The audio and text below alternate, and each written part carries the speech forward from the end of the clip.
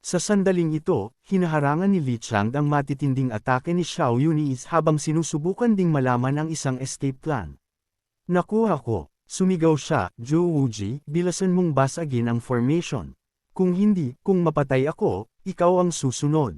Medyo natarante si Zhou Wuji. Sa totoo lang, ang pinakamahusay niyang opsyon ngayon ay tumakbo, ngunit naramdaman niya na ang pagtakas ng ganito ay masyadong nakakahiya. Sa hinaharap, si Xiao Yun ang magiging pinakamalaki niyang kalaban, kaya bakit hindi samantalahin ang pagkakataong ito upang makipagtulungan kay Lai Chang at tanggalin si Xiao Yun. Sa huli, nagpa siya si Xiao Wuji na kumilos. Malakas niyang sinuntok ang formation sa harap niya, at agad na dumilim ang mukha ni Xiao Yunyans. Xiao Wuji, sinusubukan mo bang mamatay? Sa huli, nabasag pa rin ang formation. Bagamat matibay ang loob ng formation, mas mahina ang labas. Sa sandaling umalangaw-ngaw ang isang malakas na tunog, inatake ni Li Chang si Xiao Yun mula sa likod. Haha, walang formation, tingnan natin kung paano mo babasagin ang aking bilis. Nang mabali ang formation, hindi nag-alinlangan si Xiao Yun, agad na naglabas ng dalawang defensive skills, ang Imperial Bell at Teiji Divine First. Hindi man lang kinamot ng atake ni Li Chang ang Imperial Bell. Hindi nag-ulo si Xiao Yun.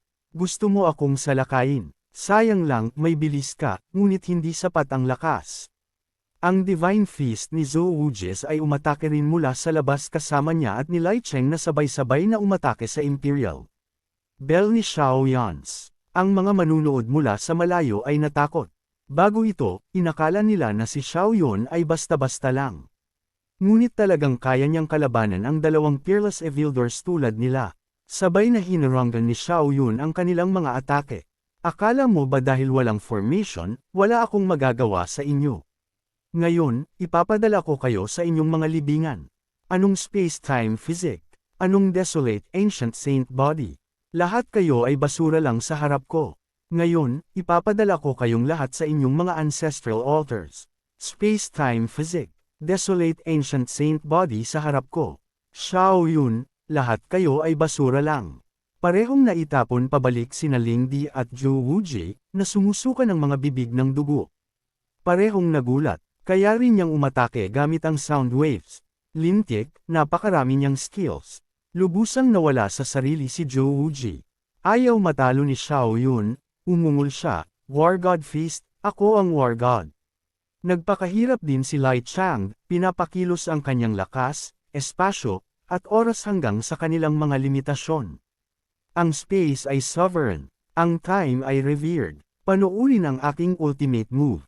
Time, space, annihilation. Ang dalawang Peerless Evildors ay desperadong nagsama-sama, umatake patungo kay Xiao Yun. At bigla, nagbago ang kulay ng langit at lupa, ngunit nanatiling kalmado si Xiao Yun. Kung may gustong magpakitang gilas sa harap ko, kung gayon mamatay tayong lahat. 9 Revolving Tyrant Fist. Agad pagkatapos, itinaas ni Xiao Yun ang kanyang kamay at isang malaking kamao ang sumugod patungo sa dalawa. Direktang tinamaan ng suntok ni Xiao Yuns ang dibdib ni Zhou Wuji. Isang malakas na enerhiya ang nagpalihis sa lahat ng espasyo, na nagpalipad sa katawan ni Xiao Wuji ng malayo, ang kanyang dugo ay bumubulwak na parang ulan. Kasunod nito, nakakatakot na sound waves ang sumugod patungo kay Liang Di, na yumanig sa buong katawan niya. Sa huli, ang mga kayang umatake gamit ang sound waves ay napakabihira. Ngunit, kayang ipakita ito ni Xiao Yun ng perpekto. Hindi nakapag-react kaagad si Liang Di, at nakita ni Xiao Yun ang pagkakataon upang magpalabas ng isang palm strike. Pagkatapos nito, nakita ng lahat na samuka ng napakaraming dugo si Li Chang. Nagtagumpay si Xia Yun sa dalawang kalaban ng sabay-sabay. Hindi siya umasa sa formation. Purely batay ito sa kanyang sariling combat power. Agad, lahat ay napahinga. Talagang nakakatakot siya, na lahat sila ay walang imik. Matapos ang mahabang sandali ay may sumigaw, ang Chaos Body ay tunay na karapat-dapat sa kanyang pangalan bilang isang top-tier Supreme Physique. Ito ay nasa simula pa lamang, ngunit napakalakas na nito. Ang kanyang pag-unawa ay talagang kahanga-hanga. Tiyak na makakamit niya ang buong Chaos Body. Kung magagawa niya iyon, tila ang Chaos Holy Land ay malapit nang bumalik sa rurok nito, muling magiging #1 Holy Land. Sa sandaling ito, tumalikod na at tumakas sina Zhou Wuji at Liang Di, halatang takot na takot. O marahil, dahil kakapasok pa lang nila sa cultivation world, ang mga individual na may walang limitasyong potensyal tulad nila ay ayaw mamatay dito. Tumingin si Xiao Yian sa direksyon kung saan tumakas si Li Chang at nakita na napakabilis ng takbo ng taong iyon. Gayunpaman, hahabulin ko muna si Xiao Wuji. Mamaya, maghahanap ako ng paraan para mapabilis ang aking sarili at haharapin si Li Chang pagkatapos. Matapos pag-isipan, hinabol niya si Xiao Wuji. Ang tanging nakikita mo ay tiningnan siya ni Xiao Yun ng may napakabait na mukha. Tingnan mo ang gulo na ginawa mo. Tumakbo si Jiang Haan. Tumakbo din si Lai Cheng. Kung hindi kita bubugbugin ngayon, masama ang pakiramdam ko. Nagngalit ang ngipin ni Xiao Wuji. Kung gusto mo akong patayin, patayin mo lang ako. Bakit kailangan mo akong ipahiya ng ganito? Malamig na tiningnan ni Xiao Yun ang mga paa ni Zhou Wuji. Bigla, nagbago ang isip ko. Gusto kitang sundan ako. Sa hinaharap, kapag naging Great Emperor ako, magpapatrol ka sa maraming mundo para sa akin. Sa panahong iyon, wala kang katulad. Ano sa tingin mo? Bakit pamilyar ang mga salitang ito? Nanginginig ang buong katawan ni Zojis. Hindi ba ito ang mga salitang sinabi niya noon? Ang desolate ancient holy body ay mas gugustuhin pang mamatay kaysa sumuko. Kung gusto mo akong patayin, patayin mo lang ako. Gusto mo akong magpasakop sa iyo. Iyan ay wishful thinking lang. Naisip ni Xiao Yian sa kanyang sarili. Subukan natin sa huling pagkakataon. Kung hindi ko siya mapapasakop, papatayin ko na lang siya. Paano ito? Magkasundo tayo ng gentleman's agreement. Kung sino sa atin ang mas malakas ang magiging boss. Natalo ka na sa akin ngayon, kaya kailangan mo akong sundan. Kapag natalo mo ako isang araw, kung gayon susundan kita. Paano? Nagngalit ang ngipin ni Zoji, na natiling tahimik. Sinabi ni Xiao Yun, huwag mong sabihin na pakiramdam mo ay hindi ka magiging pantay sa akin. Sumasang-ayon ako na sa bawat paglampas mo sa isang realm, magkakaroon ka ng pagkakataong hamanin ako. Agad na nagbago ang ekspresyon ni Zojis pagkarinig nito. Hindi niya aaminin na mas mababa siya kay Xia Yun. Sa huli, nasa paunang anyo pa lang ang chaos physique ni Xiaoy. Sa hinaharap, hindi ako matatalo sa iyo. Ngumiti si Xia Yun. Nang ahas ka bang manampas sa Great Tao of Chaos at sa Great Tao of the Desolate Ancient? Puno ng kumpiyansa si Joji. Ano ang dapat katakutin? Para sa dalawa, itinaas lang ang kanilang mga kamay upang manampa na isakatuparan ang gentleman's agreement na ito. Hindi inaasahan ni Zhou Wuji na mag-aalok siya ng incense ng ganoon kabilis. Sa ngayon, susundan kita. Kapag lumabas na tayo sa True Dragon Nest, ipapahayag ko ito sa mundo. Tumango si Xiao Yian. Naisip niya na si Zhou Wuji ang uri ng tao na hindi takot sa kamatayan, kaya hindi niya kailangang lokohin ito at agad na sinuri ang Enlightenment System. Congratulations on subduing a genius with a special physique. The reward is 20 Enlightenment chances. You currently have 172 Enlightenment chances. Sa pagkakataong ito, isang tunay na windfall. Ang distansya sa paglikha ng chaos physique ay isang hakbang na lang. Tumayo si Xiao Yun sa tabi ni Zhou Wuji, naghihintay na gumaling ang kanyang mga sugat. Dapat sabihin na ang desolate ancient holy body ay karapat-dapat na maging isang supreme physique. Ang kanyang recovery power ay talagang kahanga-hanga. Sa oras na ito, sa wakas ay nakahabol si Tung Yunyun at natigilan siya nang makita si Xiao Wuji. Senior Brother Xiao, anong problema niya? Ngumiti si Xiao Yun at sinabi sa kanya na magpahinga na dahil sinusundan na niya ito ngayon. Sumulyap si Xiao Wuji kay Tung Yunyun at dinala pa raw niya ang walang silbing bagay na ito. Gayunpaman, nagulat ang ekspresyon ni Tung Yunyunis. Wow, sinusundan ni Zhou Wuji si Xiao Yun.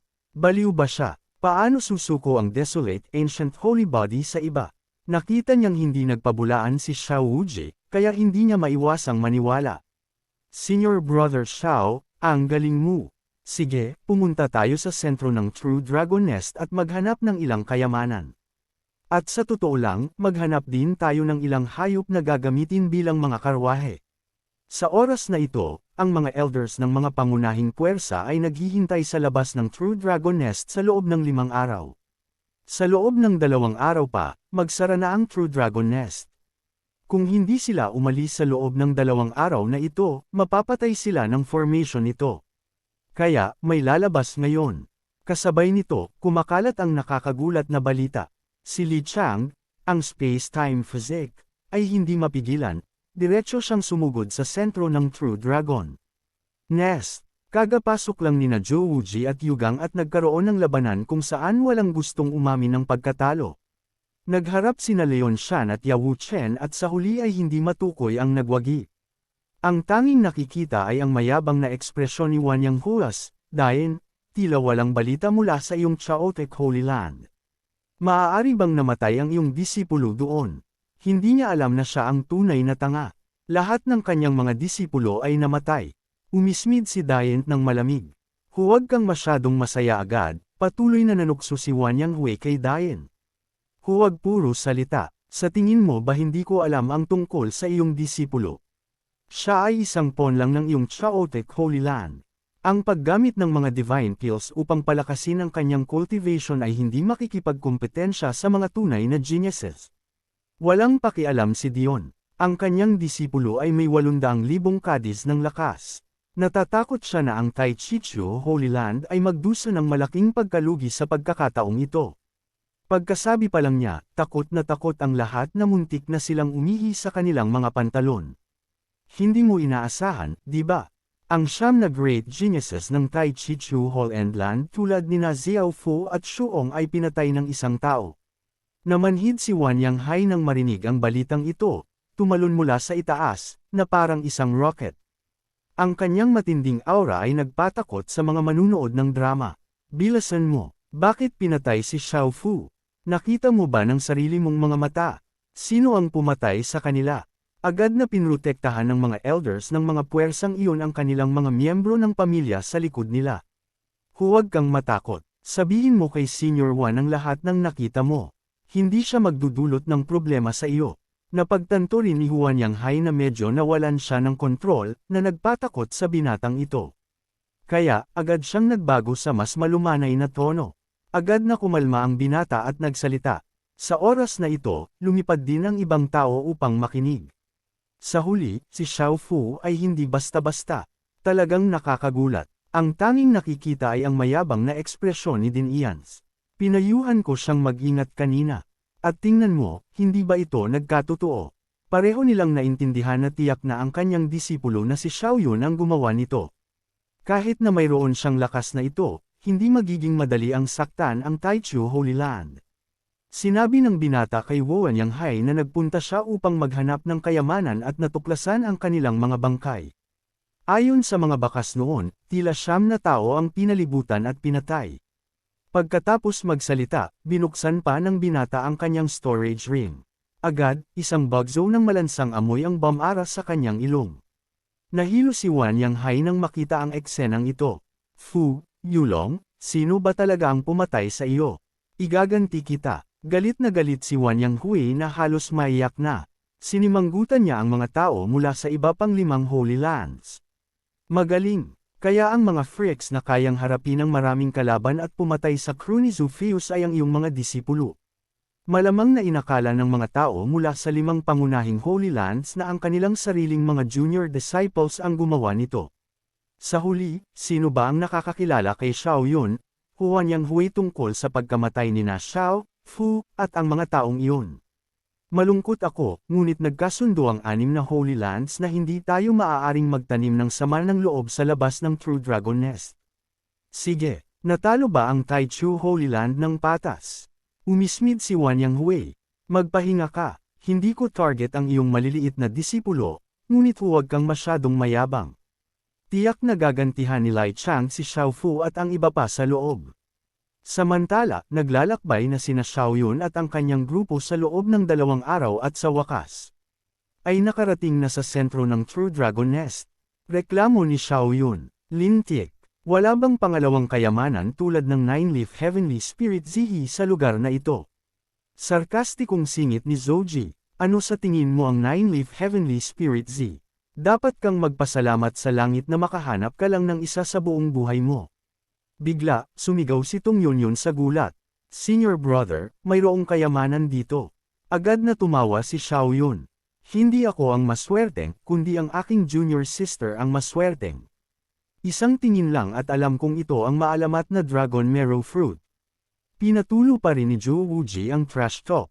Ito ay nagdaragdag lamang ng 15 taon ng haba ng buhay. Ano ang punto ng pagpili nito? Ang mga peerless geniuses tulad nila ay magpapakita pa ba ng pagmamalasakit sa 15 taon? Hindi na pinansin ni Xiaoyun at pinulot ang Dragon Marrow Fruit. Maaaring hindi ito kapaki-pakinabang sa kanya, ngunit magiging kapaki-pakinabang ito sa kanyang Shifu at Fulang, 10 prutas ay 100 taon pa rin ang haba ng buhay.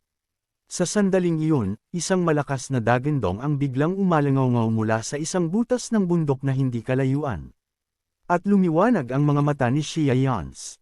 Haha, jackpot, jackpot, isang tunay na dragon. Sinasabing sa alamat, kung saan mayroong mga Dragon Marrow Fruits. Mayroong mga tunay na dragon. At totoo nga, totoo iyon.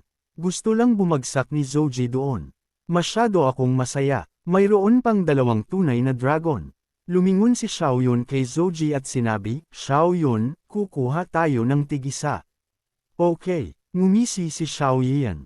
Oo, hulihin natin sila at gamitin bilang karwahe para sa isang joyride. Sa oras na ito, 2 tunay na dragon ang lumitaw sa harap ng grupo ni Xiaoyans, at naglabas sila ng napakakatakot na aura. Medyo natigilan si Xiaoyun nang makita niya ang 2 dragon sa harap niya. Ano ang tawag mo rito na dragon? Lubos na nabigla si Xiaoyun. Sigurado ka ba na ito ay mga tunay na dragon?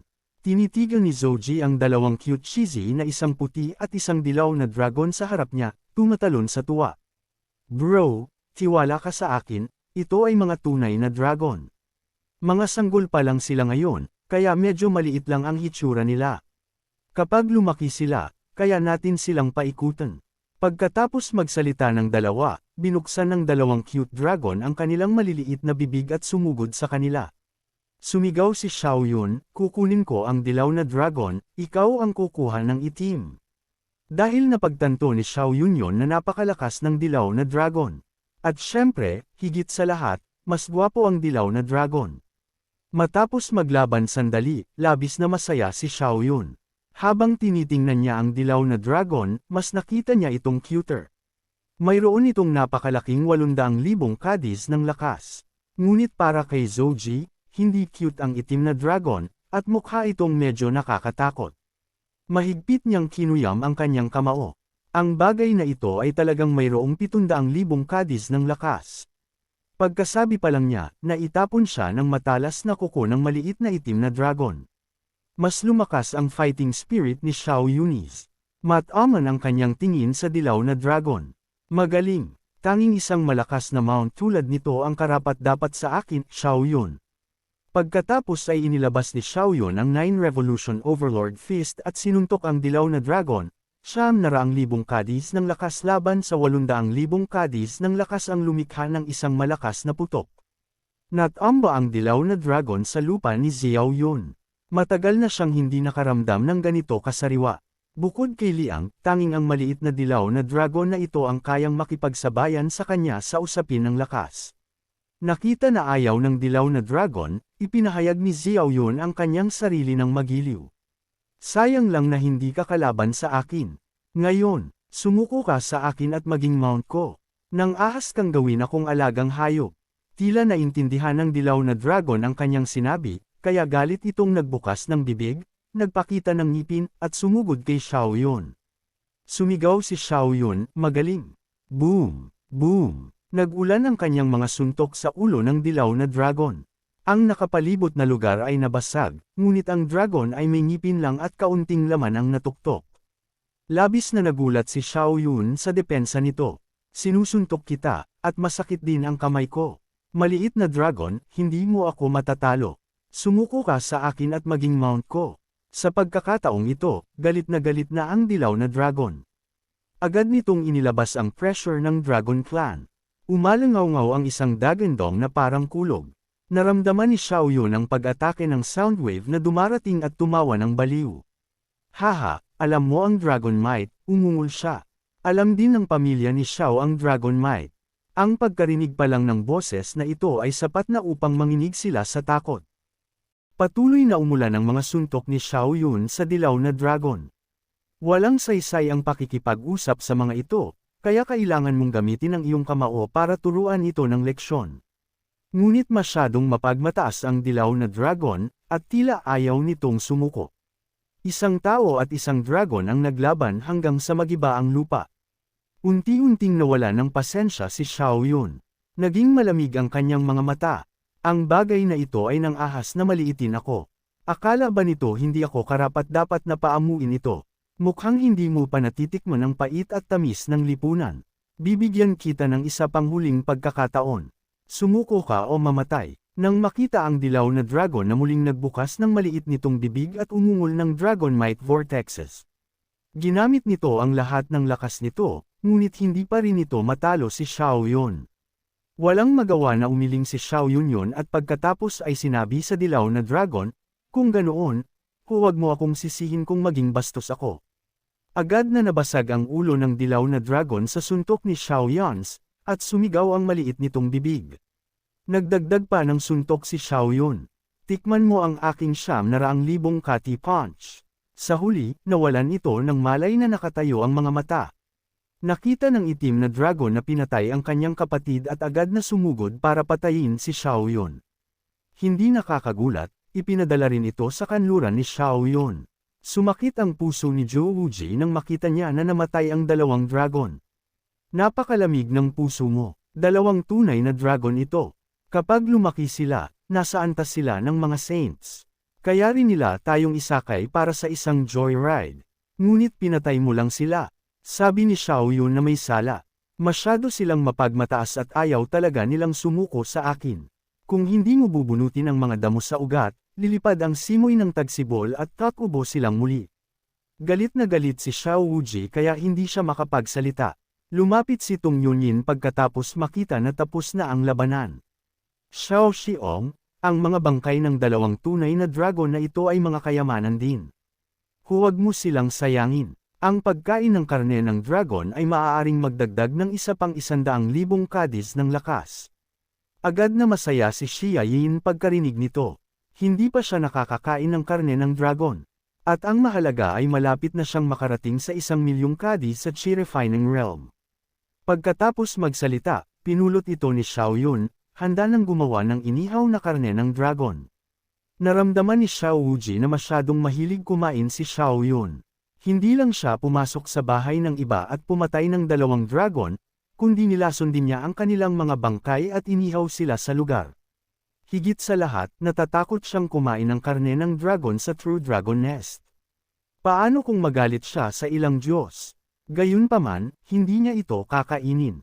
Isang oras pagkatapos, nakaupo sila sa tabi ng campfire. Handa na ang dragon meat and mushroom soup ni Tang Yunyun at ang barbecue ni Xiao's. "Junior sister, bilasan mo at subukan ang aking inihaw na karne ng dragon." "Sige, senior brother, subukan mo rin ang aking dragon meat and mushroom soup." Naglalagok sila ng sabaw at ngumunguya ng karne ng dragon. Ang tunog ng kanilang paglagok ay nagpadugo ng bibig ni Zhou Wuji. "Bigyan mo ako ng kagat."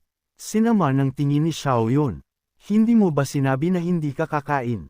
"Hihihihi, napakasarap." Matapos nitong Yunyun ang kanyang ikant skewer ng inihaw na karne ng dragon, nagsimulang magbago ang kanyang katawan ng magic. Mula sa kanyang nagbabagong katawan, naramdaman ni Xiao Yun ang katulad na pagbabago sa kanyang sarili, tulad ng kumain siya ng 9-leaf Heavenly Spirit Herb. Ngunit nangangailangan ito ng kaunti pang kainin bago magsimulang maglabas ng usok ang katawan. Inabot niya kay Tang Yunyun ang isa pang skewer ng inihaw na karne ng dragon. "Malapit na akong magkaroon ng 100,000 genes ng lakas." Pagkatapos ay nagsimula siyang kumain ng dalawang bagay ng sabay, masipag na ngumunguya.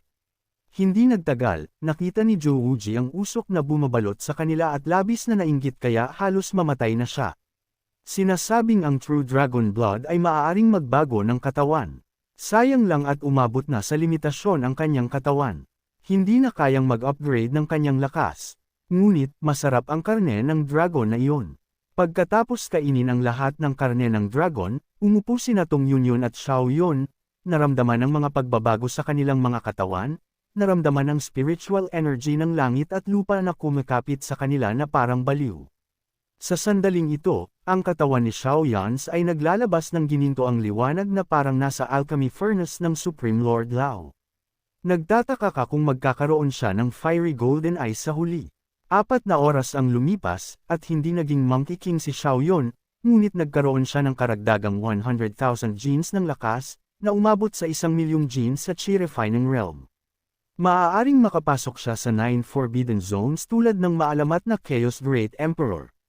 Tanging si Zhou Wuji lang ang makakapanood sa eksenang ito na may inggit na pulang mata. Kahit sa Chi Refining Realm, hindi niya kayang talunin ang taong ito. Alam na alam ni Xiaoyan na may ganitong pundasyon at matinding sistema. Mula ngayon, siya ay magiging invincible sa 9 Heavens at 10 Earths. Ang pangalan ni Xiaoyan ay uungol sa maraming mundo. Naramdaman din ni Tang Yunyun na tila siya ay pinanday upang maging isang mahalagang espada. Lubos siyang nagpapasalamat kay Xiaoyan na iaalay niya ang kanyang buhay para sa kanya. Salamat, Senior Brother Xiao. Nadagdagan din ang aking combat power ng 100,000 genes. Hindi na kailangang magpasalamat. Susunod, maghihiwalay tayo at hahanapin sina Li Chang at Jiang Haren. Pagkatapos ay sinabi niya kay Zouji, kung makita mo ang dalawa, agad mo akong padalhan ng senyal. Natigilan sa takot si Zouji. Papatayin mo sila dito, naisip niya sa kanyang sarili. Buti na lang, kapatid lang ako ng taong ito ngayon, kung hindi ako ang hinahabol. Umismid si Xiaoyan. Kung nagkaroon ako ng mga kaaway, tiyak na hindi ko sila bibigyan ng oras. Agad ko silang sisirain. Sumang-ayon si Xiao Wuji at tumakbo na parang hangin, hindi nalilimutan na mag-iwan ng mensahe. Alam kong hindi ako nagkamali sa paghuhusga sa iyo. Kapag nakita ko sila, susunugan ko ang kagubatan at gagawa ng puting usok bilang senyal para ipaalam sa iyo. Dinala din ni Xiaoyan si Tang Yunyun. Sa huli, naghihintay lang kami na lumabas ang kuneho. Sa sandaling ito, dinadala niya si Tang Yunyun patungo sa pasukan ng pugad ng True Dragon upang hintayin si Li Chang. Bigla, may malakas na ingay sa langit, at may lumabas pang isang lalaki. Ang taong ito ay diretsyong hinarangan ang kanilang daan. Sasabihin na sana ni Xiaoyan, sino ang pagod na mabuhay? Nang ahas na harangan ang daan ng pamilya ko na si Xiao. Hindi mo ba alam na ang pamilya Xiao ay may marangal na lahi? Naunang nagsalita ang lalaki. Ang kanyang ekspresyon at tono ay hindi gaanong naiiba kay Xiao Wuji. Ikaw nga si Xiaoyan, ang tumalo kay Zhang Yun, di ba, bata? Mataas ang tingin ko sa iyo. Nagka-interes si Xiaoyan at tinanong kung ano ang gusto niya. Siyempre, alam niyang ang taong ito ay mortal na kaaway ni Zhou Wuji. Ang Heaven Tyrant Physique, si Wu Gang, ay may mukha na puno ng kumpiyansa. Maging little bro ko, at haantong kita para patayin si Zouji at walisin ang maraming mundo. Hindi mapigilan ni Xiaoyan na ngumisi. Ganoon ba ako kapopular? Bawat tao ay gustong gawin akong little bro. Pagod na ba silang mabuhay? Mabilis na umatras si Tang Yunyun, palihim, na nagsisindi ng stick of incense para kay Wu Gang. Pagod na sa buhay ang mga taong ito. Bakit sila naghahatid sa pinto ni Xiaoyan? Naawa ako sa kanila. Agad na kinuyam ni Wu Gang ang kanyang kamao, mayabang. Nang ahas kang tumanggi sa akin. Akala mo ba invincible ka dahil lang tinalo mo si Jiang Yunfei? Halika, tumalon ka rito. Hindi siya binigyan ni Xiaoyan ng sapat na oras. Mukhang hindi pa kumakalat ang balita tungkol sa pagkatalo ko kay Lai Chang. Kung hindi, walang tanga ang mga ngahas na ihatid ang sarili sa kanilang kapahamakan. Naghagis ng suntok si Wu Gang patungo sa ulo ni Xiaoyan. Mamatay ka, naramdaman niya na sa buong pugad ng True Dragon, walang sinuman maliban sa mga peerless monsters na kayang pigilan ang suntok na ito. Hindi rin nag-alinlangan si Xiaoyan na sumuntok. Nagbanggaan ang dalawa at nagkaroon ng malakas na ingay. Pagkatapos magpalitan ng suntok, sobrang pangit ng ekspresyon ni Wu Gangs at narinig ang tunog ng pagkabali ng buto. Napanood lang niya ang kanyang braso na nabali sa suntok ni Xiaoyan. Pagkatapos ay kumalat ang kirot. Hindi na nakayanan ni Wu Gang at umungol, lintik, paano ito nangyari? Sino ba talaga si Xiaoyan para maging ganito katikot? Paano magkakaroon ng ganitong uri ng kapangyarihan ng Chi Refining Realm? Bago pa man niya maintindihan ang anumang bagay, dumating ang isa pang suntok mula kay Xiaoyun. Halika at tikman ang aking 1,000,000 genes ng kapangyarihan. I enjoy mo. May malakas na ingay at naitapon si Wu Gang. Gumapang siya sa lupa na parang aso, patuloy na sumusuka ng dugo. Masyadong malupit ito. Hindi talaga kayang labanan ni Xiaoyun ang isang tao sa ngayon. Lumingon siya para tumakbo, ngunit paano bibigyan siya ni Xiaoyun ng pagkakataong ito? Agad siyang lumipad sa harap niya at binigyan siya ng sipa pabalik sa kung saan siya naroon. Gusto mong tumakbo? Pumayag ba ang pamilya mo na si Xiao? Pagkatapos ay ginamit niya ang kanyang paa para ipamahagi siya sa lupa. Sumuko ka sa akin at ililigtas ko ang iyong buhay. Sa hinaharap, sasakupan natin ang maraming mundo ng magkasama. Paano masusupol ang isang Heaven Tyrant physique sa ganoong kahihiyan? Nagngalit ang kanyang ngipin ng matigas. Ayaw sumuko, ngunit mas kinasuklaman niya ang lintek na si Zhou Ji. Kasalanan niya ang lahat dahil sa kagustuhang gawin ng freak na ito na kanyang little bro. Sa pagkakataong ito, malubha siyang nabalewala. Agad pagkatapos, isang nakakatakot na aura ang sumabog mula sa katawan ni Wu Gangs. Ano ito? Nagulat si Xiaoyun at itinaas ang kanyang paa ng mataas, pagkatapos ay umatras ng napakabilis. Bigla, tila si Wu Gang ay nag-level up sa ibang dimensyon, naglalabas ng ganitong baliw na matinding aura. Ang lalaki ay nagiging kulay dugo sa buong katawan, at ang kanyang mga mata ay hindi na mukhang tao. Agad na naramdaman ni Xiaoyun na umiikot ang kanyang ulo.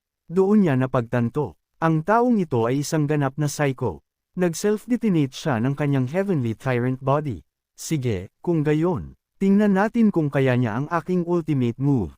Xiaotek Body Initial Form. Pinilit ni Xiaoyun ang lahat ng kanyang makakaya, handa nang salubungin ang kanyang atake ng harapan.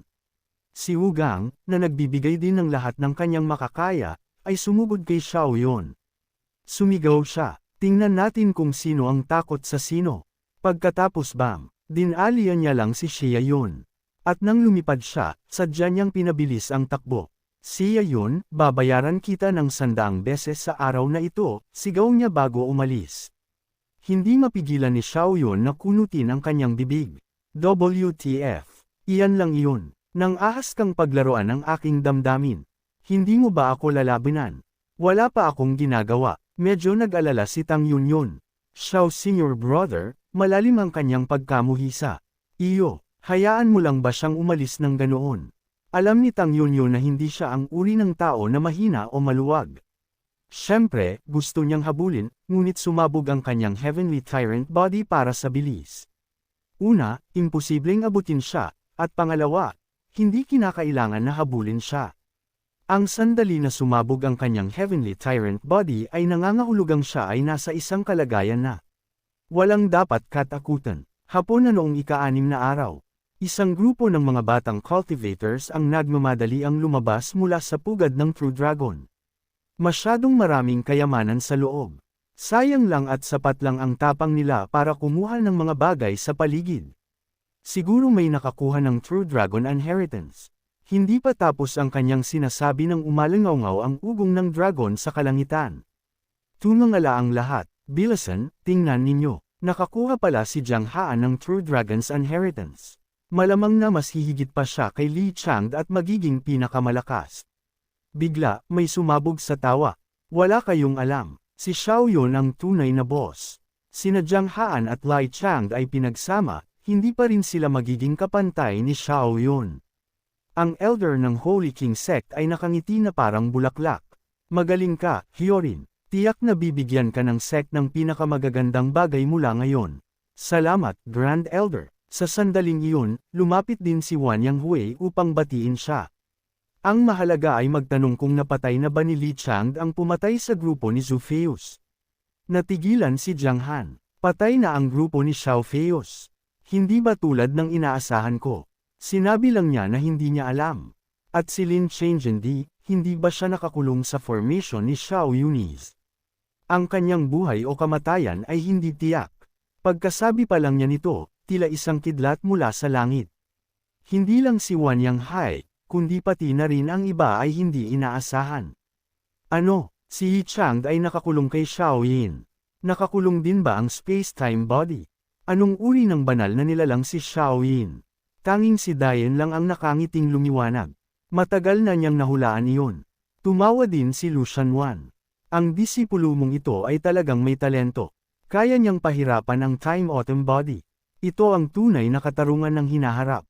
Tiyak na magiging Great Emperor siya. Nagalit si Wan Yanghui. Hindi pa rin siya naniniwala at nagtanong, niloloko mo ba ang matandang ito? Mas maniniwala pa siya na may palaman ng tinapay kaysa maniwala na ang isang mortal body tulad ni Xia Yun ay kayang ikulong si Liang Di. Walang imek si Jiang Haan. Si Xiao Yiyan ay isang mortal body. Napakalakas niya na siya ay perverted, umabot na sa 900,000 kadis, at mortal body pa rin siya. Naging mapotla at itim ang kanyang mukha. Huwag mong sabihin kung gaano siya kahose. Ano ba ang 10,000 kadis? Paano ito posible? Si Lai Chang ay 700,000 kadis lang, at ang mga peerless monsters na tulad nila ay 600,000 kadis lang. Mabilis na sinabi ng elder ng Holy King Sect, kung ganoon, nakalaban mo na rin si Xiao Yiyan dati. Tumango si Jiang Haan at muling ikinwento ang buong istorya.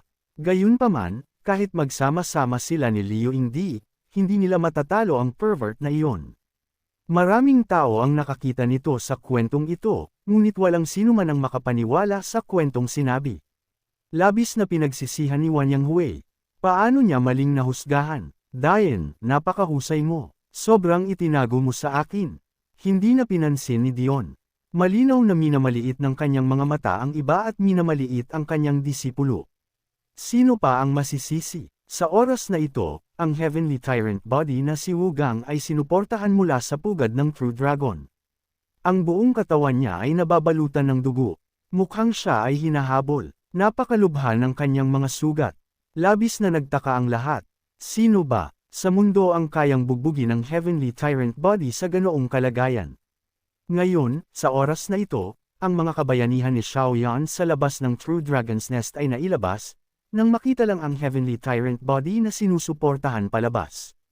Mabilis na lumipad ang Elder ng Overlord Heavenly Holy Land at direktang tumalon mula sa langit. Salamat sa pagdadala kay Wu Gang pabalik, Ginoo. Isang tingin ng galit ang lumitaw sa kanyang mukha. Alam mo ba kung sino ang nakarinig sa kanya? Malakas na sinabi ng batang Taoist na si Xiao Yun. Mahina si Wu Gang. Ang kanyang mukha ay kasing putla ng patay, at isinumpo niya sa mababang boses. Xiao Yun, hinding-hindi kita patatawarin, at pagkatapos ay nawala ng malay sa lugar. Matapos suriin ng elder ang katawan ni Wu Gangs, hindi siya makapaniwala at labis siyang nagalit. Napakabuti mo. Napakayabang ni Xiao Yun, pinilit pa niya si Wu Gang na pasabugan ang Heavenly Tyrant Body. Xiaotek Holy Land, napakalupit ninyo. Matapos marinig ang mga salitang ito, bumuti ang pakiramdam ni Wan Yanghui. Marahil ito ang kagalakan ng lahat na magkasamang nakakaranas ng kamalasan. Nahulaan na ni Daitan na ito ay ginawa ng kanyang disipulo. Pinayuhan niya na huwag kalimutan na ang mga sama ng loob sa True Dragon Nest ay hindi dapat ilabas. Nagngalit ang ngipin ng Elder ng Tyrant Heaven Holy Land sa galit. Sa wakas ay nagkaroon siya ng Heavenly Tyrant Body, ngunit ngayon ay wala na, ngunit walang magawa at hindi niya alam ang gagawin. Pugad ng tunay na dragon, period. Maghintay ka lang. Pagkatapos magsalita, dinala niya si Wu Gang. Mas marami nang nalalaman ang lahat. Ang Xia Yun na ito ay talagang napakalakas kaya siya ay perverted. Winigawi niya ang pugad ng True Dragon, at walang sinuman doon ang kanyang kalaban. Ngayon, maraming malakas na lalaki mula sa mga pangunahing sects ang palihim na nagdadasal na huwag makaharap ng kanilang mga disipulo ang Yama Xiaoyu na ito.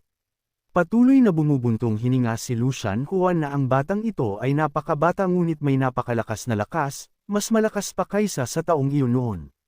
Tila ang ating Xiaotek Holy Land ay malapit ng bumangon. Puno ng pag-asa at ginhawa ang mga mata ni Din Ians. Sa kasamaang palad, wala na akong mas mababa sa 100 taon ng buhay. Natatakot ako na hindi ko na makikita ang araw na iyon. Sa oras na ito, dinala na ni Xiao Yun si Tang Yunyun sa labasan ng pugad ng True Dragon.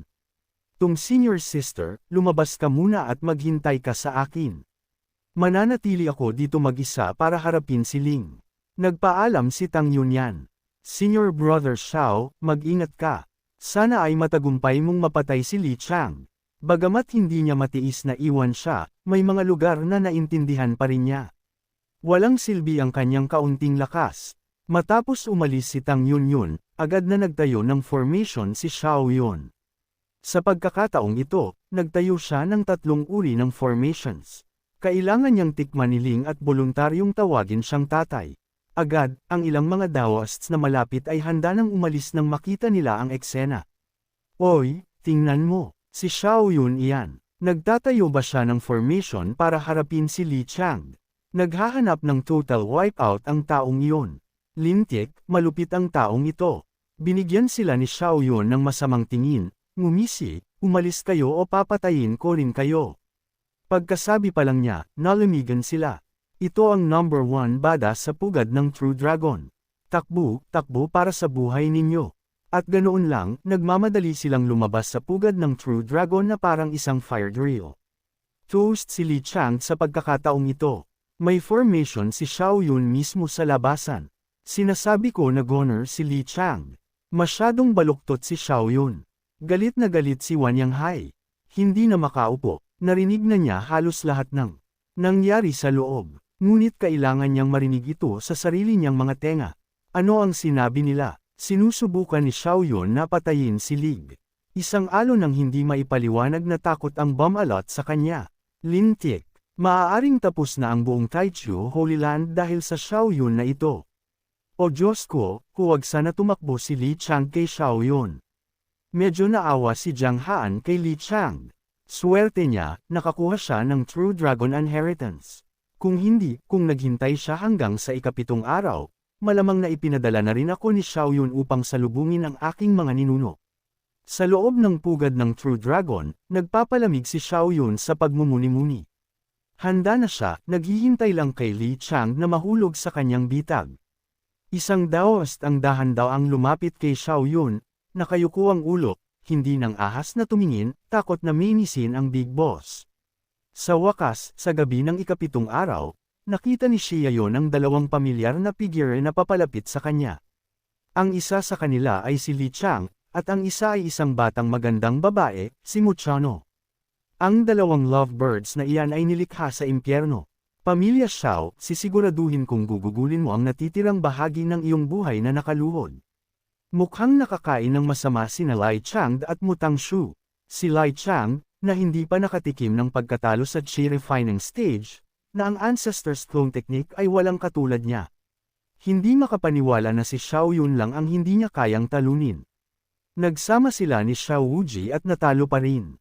Kahihiyan talaga, mas lalong naramdaman ni Mu Changshu ang sampal sa mukha. Dati ay minamaliit niya si Xiao Yun. Ngayon ay kailangan niyang kainin ang kanyang mga salita. Ang boses ni Xiao Yunis ay nakakapanindig balahibo. Li Chang, Pamilya Xiao, hinihintay kita. Ito ang libingan na pinili ko para sa iyo. Ililibing ka rito ngayon. Nagngalit ang ngipin ni Lai Chengdi sa galit. Xiao Yun, masyado kang mayabang. Hindi mapigilan ni Wang Shu na subukang makipag-usap sa kanya. Xiao Yun, lahat tayo ay mga top dogs ng Holy Lands. Bakit kailangan mong maging ganoon kalupit? Hindi siya pinansin ni Xiao Yun. Ang Wang Bonjing mula sa True Dragon's Nest ilang sesyon na ang nakalipas. Ang iyong Taichu Holy Land ay ganoon din kalupit sa amin.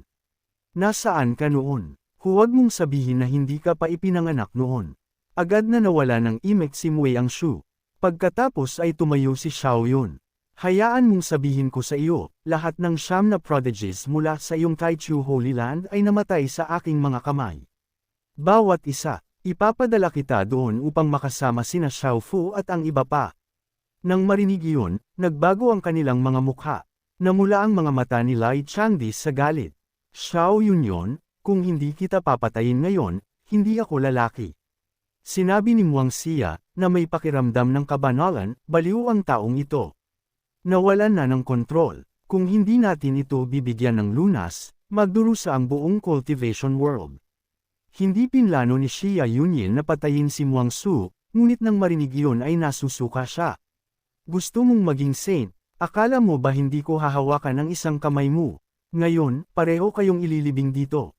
Inilabas ni Xiao Yuyan ang kanyang buong aura, nakatitig kay Wang Su. Natakot siya, tumindig ang kanyang balahibo, halos gusto niyang lumuhod at magmakaawa para sa awa. Gaano ba kalaki ang itinago ng taong ito? Sa sandaling iyon, sumugod si Lai Chengdi kay Xiaoyin. Mukhang isang casual na paglalakad, ngunit ang bilis ay baliw. Ang tanging nakikita mo ay ang kanyang anino na lumilipat mula sa isang lugar patungo sa isa pa. Siya yon, bayaran mo ng buhay mo. Sa isang iglap, nasa harap na si Liang Di ni Siya yon. Ang bilis ng taong ito ay lampas sa chart. Kailangan niya itong patayin sa pagkakataong ito. Handa na si Xiao Yun at agad na gumana ang formation. Bigla, napagtanto ni Li Chang na may mali. Bago pa man pumasok sa formation, bigla siyang huminto at umatras. Xiao Yun, sa tingin mo ba't ang ako na alam kong bihasa ka sa mga formations? Paano ako mahuhulog muli dito? Minamaliit kita dati, kaya ako nahulog sa iyong formation. Ngayon ikaw ang aking pinakamalaking kaaway. Isang maliit na galaw mo lang. Malalaman ko na naglagay ka ng bitag para sa akin. Medyo nagulat si Xiao Yun. Ang batang ito ay may kaunti pang utak kaysa sa ibang mga lalaki, hindi ba? Ngunit hindi siya nataranta. Ano kung alam mo maliban kung ayaw mong umalis dito? Malamig na ngumiti si Lai Chang. Xiao Yun, minamaliit mo pa rin ako ng labis. Agad pagkatapos ay lumitaw ang kanyang figure hindi kalayuan. Namanhid si Xiao Yun. Holy cow! Hindi ba ang lugar na kinatatayuan niya ay ang lokasyon kung saan niya itinatag ang Spirit Stone Formation? Nakatitig si Xiao Yun habang ang bawat suntok ay tumatama sa lupa, na nagbasag sa mga Spirit Stones na nakatago sa ilalim. Kaya, ang Chaos Lokang Dragon Formation ni Xia Yans at 8 iba pang formations ay lahat nasira. Galit na galit si Xia Yun. Lahat ng kanyang hirap sa pagtatayo ng mga formations sa loob ng 7 araw ay nasayang.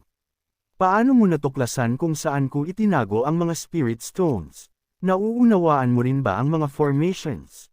Sigaw ni Ligi, sa tingin mo ba walang silbi ang space-time body? Nasa chi-refining stage ka lang at kaya mong magtayo ng mga formations. Hanggat pinapakilos ko ang kapangyarihan ng space, malinaw kong mahahanap ito. Matapos sirain ni Lane Cheng ang lahat ng kanyang mga formations, nagpakita siya ng mayabang na tingin sa kanyang mukha. Xiao Yun, nang walang tulong ng formation sa pagkakataong ito. Tingnan natin kung paano mo ako lalabanan. Tila akala niya ay invincible siya, hindi man lang pinapansin si Xiao Yun. Malapit nang sumabog sa tawa si Xiao Yun. Seryoso, sa tingin mo sapat na iyan? Akala mo ba hindi kita kayang patayin ng walang formations? Gusto ko lang gawing mas madali, ngunit kahit ano paman. Agad, naglaho ang katawan ni Li Chang. Ang walang hiyang pagmamayabang. Agad na nag-alerto si Xiao Yun. Naghahanda na ng kanyang mga defense skills at bam, lumabas si Lid sa likod mismo ni Xiao Yun. Mabilis siyang umalis at naghagis ng isang galaw, ngunit klang, hinarang ito ng gintong shield. Alam ni Xiao Yun na hindi siya kasing bilis. Sa sandaling naglaho ang taong iyon, inilabas niya ang kanyang depensa na sinusubukang saksakin ako sa likod. Ha! Holy crap! Nag-channel ba siya ng Lan Lingwang o ano? Tumingin siya sa likod at sumisigaw si Lai Chang at iwinawasiwas siya. Mabigat ang atakeng ito na parang bundok Thai, na nagpapayanig ng husto sa gintong shield. Nagulat si Xiao Yun sa loob. Nararamdaman niya ang bilis at lakas ni Ling Di na tumaas. At mas nagulat si Li Chang. Bakit mas matigas ang gintong shield na ito? Ngayon ay mayroon akong 800,000 jin at hindi ko ito masira. Sabi ni Xiao Yun, aha, kaya pala malaki ang sinasabi mo tungkol sa pagtalo sa akin. Nakakuha ka ng 100,000 jin power up. Sayang lang at masama ang swerte mo. Galing ako sa pamilya Xiao. Nagkaroon din ako ng 100,000 jin boost. Ngayon ay nasa 9th Forbidden Realm na ako. Hindi pa tapos magsalita, bumagsak ang panga ni Li Changdi. Ano, 1,000,000 jin ngayon? Hindi ba yan para lang sa Chaos Emperor? Berde sa inggit si Li Chang. Masyado ang batang ito. Kailangan ko siyang patayin ngayon. Sumigaw siya. Heavenly Heavy Fists. Bigla, 2 toneladang higanteng kamay ang lumalabas sa paligid ni Li Chang. Bawat suntok ay mabigat na parang bundok Thai. Inaatake nila si Xiao Yun mula sa bawat direksyon. Tingnan natin kung gaano katagal ka makapagpatuloy. Boom! Boom! Boom! May gintong shield si Xiao Yun, kaya hindi siya pinagpapawisan. Imposibleng masira ni Li Chang ang kanyang depensa ng ganoon kabilis. Tila akala niya ay nasa kanya ang upper hand. Ngunit, ang kailangan lang ni Xiao Yun ay isang magandang tama sa kanyang milyon-milyong Jin power. At wala na si Li Chang. Maya-maya, namanhid na ang mga braso ni Li Changdi. Matigas pa rin ang gintong shield ni Xiao Yun. Oras na para sumuntok. Oy, tanga, pagod ka na ba? Hayaan mong tapusin kita. Gusto mong pastahan na kaya kitang ipadala diretso sa langit sa isang galaw. Sa wakas, naintindihan ni Li Chang. Kung magpapatuloy ito, patay na siya. Sinamantala ni Xiao Yun ang pagkakataon at naghagis ng kutsilyo na kasing bilis ng kidlat diretso kay Liang Di. Sa loob ng isang segundo, naramdaman niya ang ginaw ng kamatayan. Lintik, sesubog ang kutsilyo na iyon. Nagngalit ang kanyang ngipin at bahagya lang na nagawang gumamit ng time slowing spell at bahagya lang na nakaiwas sa galaw na iyon. Ang lapit-lapit, umismid si Xia Yun, nakaramdam ng matinding pagsisisi. Ang lapit-lapit, may perpektong pagkakataon at hindi niya natapos. Tiyak na mag-iingat na siya ngayon, ngunit may mga plano si Xia Yun. Dinala ni Lai Chang ang kanyang mga kasama, di ba? Hey, tumawa siya, naghagis ng mga kutsilyo ng walang tigil. Isang baha ng mga talam ang diretsyo patungo kay Li Chang. Tumatalon si Li Chang sa kung saan-saan, umiiwas para sa kanyang buhay. Walang sino man ang makatama ng isang matibay na tama, at nakatigil sila sa isang stalemate. Naisip ni Li Chang, kung maipit ako dito, 100 taon. Xiao Yun, tapos na akong makipaglaro sa iyo. Ayusin natin ito sa susunod na Sacred Ground Exchange Fest. Nagtungo siya kay Muang Shu, handa ng kaladkarin siya palabas, patayin ang pugad ng Zanlong. Gusto mong umalis? Nagtanong ka ba muna sa pamilya Xiao? Nagkakatuwaan pa rin si Xiao Yun at mayroon siyang halos 10,000 pang kutsilyo. Sinaman niya ng tingin at naglabas ng isa pang sunod-sunod na pag-atake. Nagulat si Ling. Tumalon siya palayo, ngunit ang mga kutsilyo ay patungo kay Mueang-shu. Sumunod na nangyari, nasa likod na si Xiao Yun ni Mueang-shu sinusubukang kidnapin siya. Nakatutok ang kutsilyo sa kanyang lalamunan sa isang iglap. Gusto ni Lai Chang na panatilihing buhay, kung gayon mas mabuting manatili ka. Takot na si Muang-shu. Huwag mo akong patayin. Alam niya kung gaano kalupit si Xiao Yun yun, at kakakutsa niya lang sa kanya. Nakita ni Xiao Yun si Li Chang na nakatayo sa malayo at ngumisi. Tingnan natin kung gaano kakamahal ng iyong daw kompanyon. Nagmamakaawa ang mga mata ni Muang-shu, ngunit kalmadong sinabi ni Li Chengdi, paumanhin, Chango. Hinding-hindi kita malilimutan kapag naging Great Emperor ako. Umiiyak na si Muang-shu. Lubusang nawalan ng pag-asa. Iniligtas siya ng pinakakasuklam-suklam na lalaki. Ang pinakamamahal niyang lalaki ay itinapon lang siya. Sinusubukan ni Ling na gamitin ang kanyang asawa upang patayin si Xiao Yun, ngunit hindi rin iyon gumana.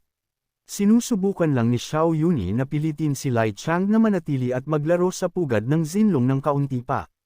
Ang pagkuha kay Muang-shu ay para lang manatili siya, ngunit walang pakialam si Li Chang sa kanyang buhay. Itinaas niya ang kanyang kamay at isang malaking kapangyarihan ang biglang lumabas sa kanyang katawan na parang malapit na siyang sumabog. Napanganga si Xia Yans. Ang bastos na iyon ay sinabotahe si Mu Tiangshu. Boom! Sumabog si Mu Changgangshu sa milyong piraso. Naitapon pabalik si Xiao Yun, bumagsak sa lupa, at samuka ng dugo. Unang beses siyang nasaktan sa pugad ng Zinlong.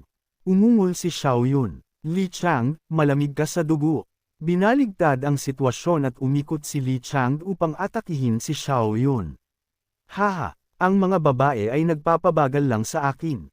Nagkunwari si Xiao Yun na natatalo, nagpakita ng takot, at tumakbo patungo sa labasan. Pamilya siya, aalis na ako. Pinilit ni Li Chang ang kanyang kalamangan. Hindi ka makakatakas sa pagkakataong ito, Xiao Yun.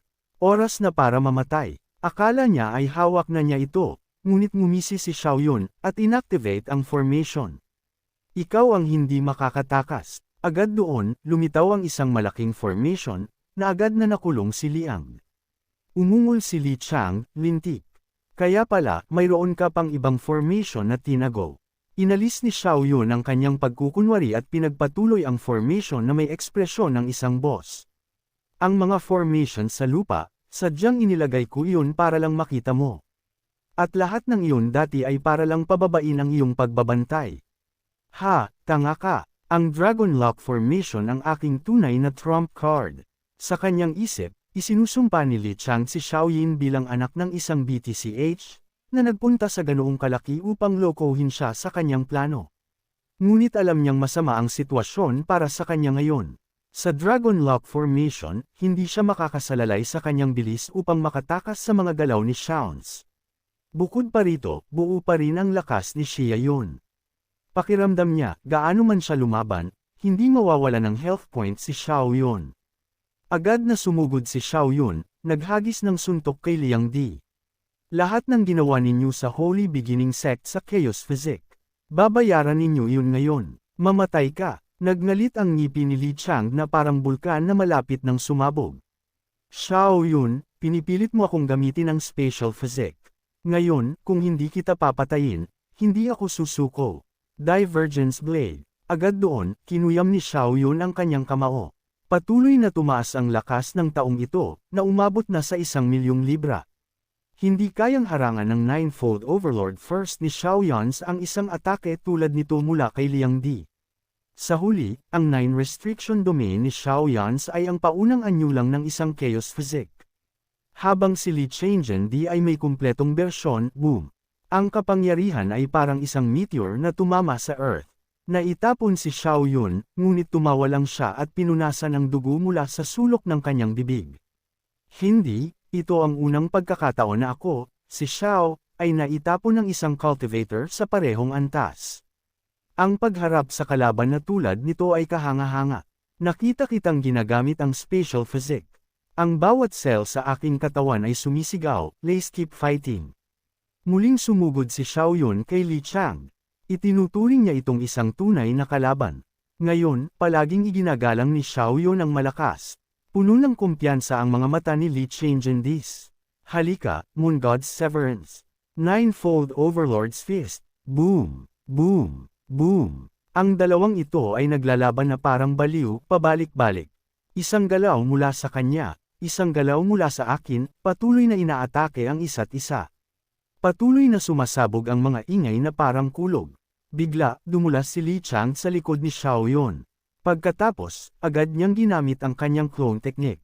Hindi mabilang na mga anino ang pumulibot kay Xiaoyun, at kasabay nito, sinira ng clone ni Liang ang Dragon Lock Formation. Xiaoyun, kung walang formation, patay ka. Ngayon na hindi na siya pinaghihigpitan ng formation ni Xiaoyun, mas mabilis pa ang kanyang bilis. Pakiramdam na siya ang tunay na lalaki, naghagis siya ng palm strike kay Xiaoyun. Nagsimulang mabiyak ang extreme physique ni Xiaoyun, ngunit inilabas din niya ang Ninefold Overlord Fist. Nagbanggaan ang dalawang kamao, at ang puwersa ay nagpalipad sa kanilang dalawa ng libu-libong metro. Mas lumipad pabalik si Xiaoyun, ngunit patuloy siyang umatake. Ang mga espada ay lumabas sa kanyang mga kamay na parang ulan. Kailangang iwasan ni Liang ang mga atake, hindi makalapit kay Xiaoyun. Ngunit hindi natatakot si Xiaoyun. May 10,000 espada ang iyong batang Panginoon, at pansamantala lang ang iyong lakas. Tingnan natin kung gaano katagal mong mapapanatili ang Special Physics na iyon. Nang marinig iyon, nagbago ang mukha ni Li Changdi. Nagsasalita ng masama ang taong ito. Ngunit tama siya. Malapit na ring maubos ang kanyang Special Physics at magiging normal na siya tulad ni Wu Gang. Naisip niya, anuman ang mangyari, kailangan kong makalusot. Sa ngayon, malapit na lang siya sa labasan ng pugad ng True Dragon. Ang mga espada ni Xiaoyun ay dumating na parang baha. Umilag si Li Changdi na parang shuttle. Gusto niyang makalusot. Ngunit si Xiaoyan ay parang estatwa na nakatayo mismo sa harap ng labasan ng True Dragon's Nest. Ginamit niya ang Yellow Bell Shield at Tai Chi Divine Palm sa sukdulan habang patuloy na naglulunsad ng iba pang mga espada. Ito ay isang combo ng depensa at opensa. Gusto mong umalis. Hindi ganoon kadali. Mamatay ka ngayon. Lumalapit ang mga espada ni Xiaoyun kay Ling Di. Isang espada ang humiwas sa kanyang balikat, ngunit patuloy siyang umatake dahil naramdaman niya na halos nasa limitasyon na ang kanyang Special Physics. Sa isang iglap, inilabas niya ang isang galaw kay Xiaoyun. Baliw ang lakas, direktang sinira ang Yellow Bell Shield ni Xiao Yans. Pati ang Tai Chi Divine Palm ay nabasag, ngunit umubo si Lai Cheng ng isang bibig ng dugo. Malinaw na gumamit siya ng isang ipinagbabawal na teknik at nagdusa sa backlash. Malamig na tumawa si Xiao Yun. Ha, nagsisimula pa lang ang laro. Mahirap ang spatial physics, ngunit sa kabutihang palad, handa ako. Pagkatapos, isang espada ang lumitaw sa kanyang kamay. Ang 360,000 pounds na gold-refined cudgel na ibinigay sa kanya ng kanyang master. Direktang pinutol ng espada ang braso ni Li Chengdi na malapit nang atakihin si Xiao Yun. Labis na nasaktan si Ling kaya namutla ang kanyang mukha. Napakalubhana ng kanyang mga sugat ngayon, ngunit siya ay isang walang awa na tao at hindi man lang pinansin ang sugat. Naisip lang niya na sa wakas ay makakatakas na siya. Dahil kahit pinutol ni Xiao Yun ang kanyang kanang braso, ang kanyang palm strike ay naitulak pa rin siya pabalik. Nagngalit ang kanyang ngipin at nagsimulang gumapang patungo sa labasan ng pugad ng True Dragon. Paano hahayaan ni Xiao Yin na umalis siya ng ganoon? Nagtipon siya ng 1,000,000 libra ng puwersa, pagkatapos ay inilunsad ang 360,000 pounds na gold-refined cudgel sa mga binti ni Lions. Agad, parehong binti ni Li Chang ay pinutol ng Black Profound Steel. Bumulwak ang dugo sa lahat ng dako, ginagawa siyang isang si Li Chang ay isang gulo ngayon. Ang sakit ay nagpaikot sa kanya. Ang kanyang kanang braso at mga binti ay lahat naputol. Ang isang tao na dating walang problema ay halos maging isang nakakadiring insekto. Hindi tao, hindi demonyo. Ngunit hindi pa rin sumuko si Lai Chang.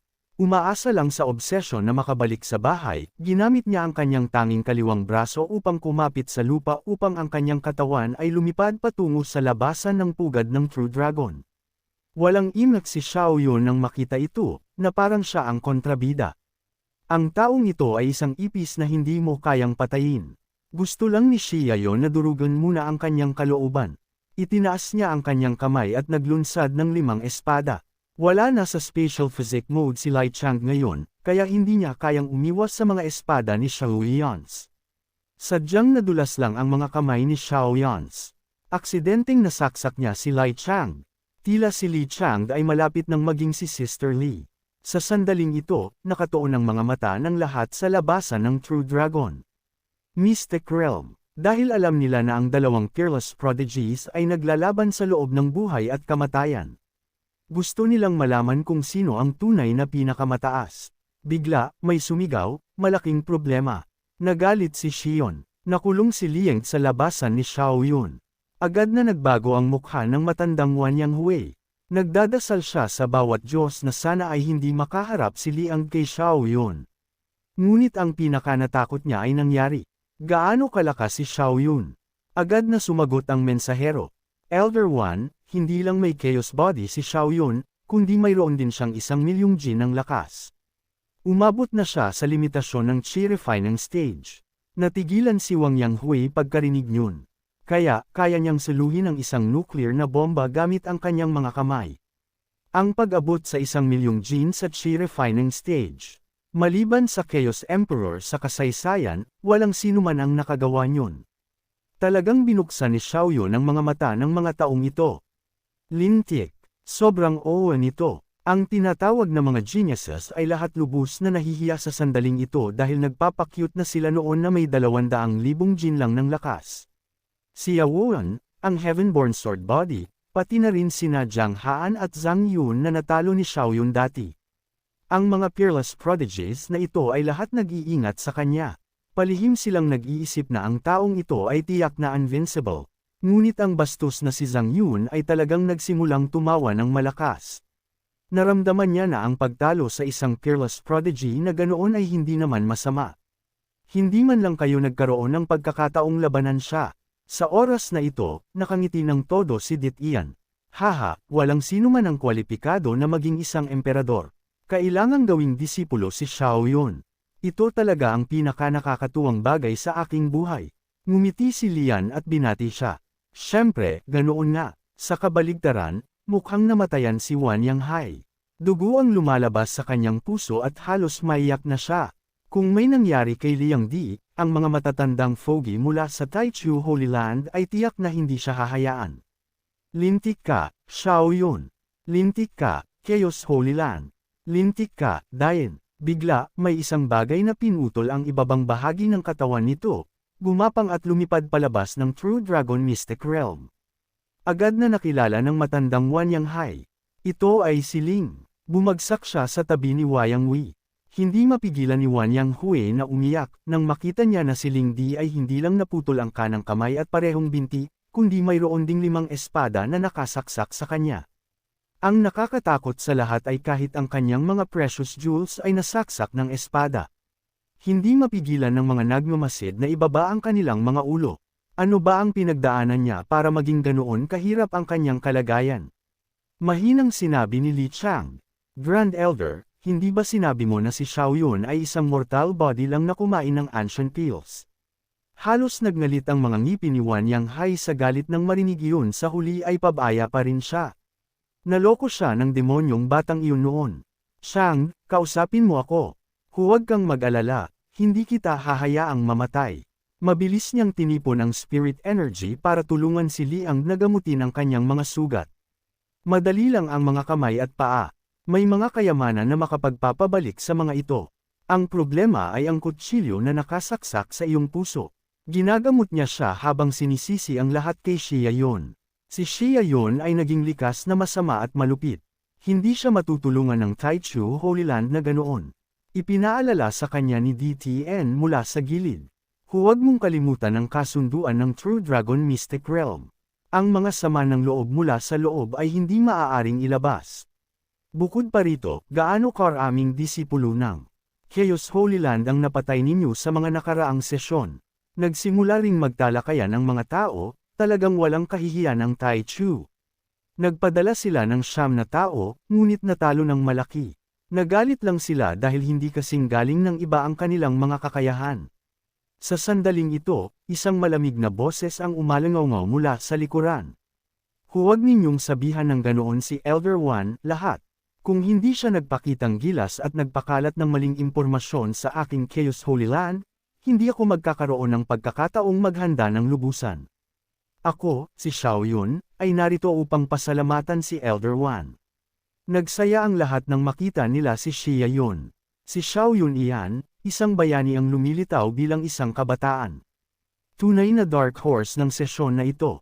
Lumingon ang lahat at nakita si Xiao Yin na lundulan o lumalabas mula sa True Dragon Mystic Realm.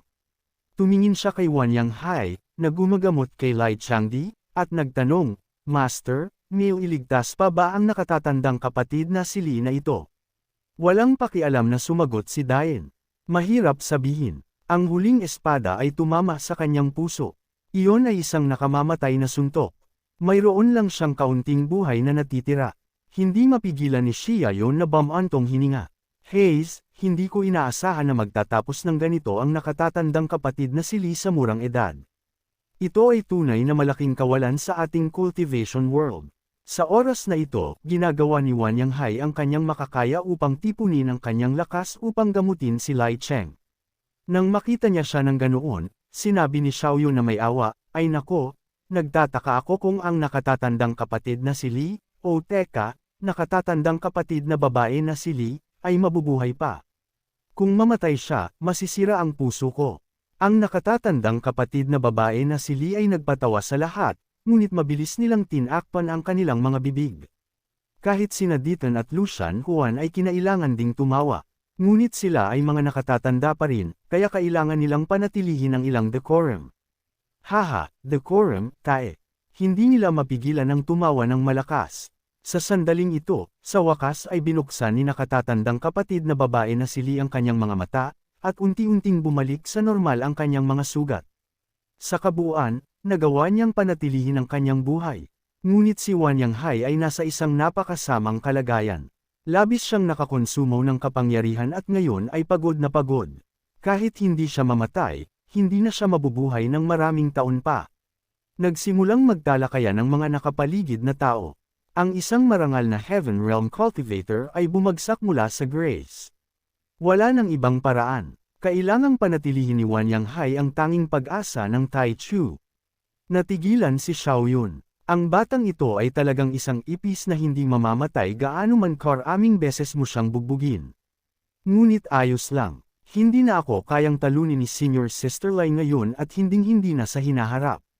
Sinama ng tingin ni Huan Yanghai si Xiaoyun, pagkatapos ay malamig na sinabi, inamin kong mali ang paghuhusga ko sa iyo, ngunit naniniwala ako na tiyak na tutulungan ni Lai Chang ang ating Taichu na ipaghiganti ang kahihiyan ngayon sa hinaharap. Tinukso siya ni Xiaoyun at sinabi, oo nga, Senior Sister Li ay pambihira. Ako, si Xiaoyun, ay labis siyang hinahangaan. Hindi pinansin ni Wang Hui si Xiaoyun at tumingin kay Din Ian. Hihintayin kita sa Nine Hells. Pagdating ng panahon, tingnan natin kung sino ang disipulo ang magiging Great Emperor. Pagkatapos ay niyakap niya si Li Chang at nawala. Agad, hindi mapigilan ni Dion ang bamantong hininga. Maraming taon kaming naglaban, ngunit hindi ko inaasahan na mamatay siya sa kamay ng aking disipulo at mauna pa. Siyang mamatay kaysa sa akin. Disipulo, umuwi na tayo. Nagpaalam si Lucian Huan kay Dit Ian. Pagkatapos ng lahat, hindi matiis nitong Yun na iwan si Xiaoyun. Dadalaw ka ba sa Mountain and Water Sect bilang panauhin sa hinaharap? Tumango si Senior Brother Xiaoyun. Tiyak. Column, Senior Brother Xiao.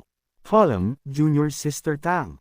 Pagkatapos silang ihatid ni Xiaoyun, binuksan niya ang kanyang bibig at nagtanong, Master, kinuha ko ang isang junior brother dito. Ayon sa mga panuntunan, maaari ko siyang ibalik sa Chaos Holy Land. Tama ba? Sabi ni Dayen ng seryoso. Siyempre, kami sa Chaotic Holy Land ay tumatanggap ng mga may kakayahan hanggat sumasang-ayon siyang bumalik sa iyo.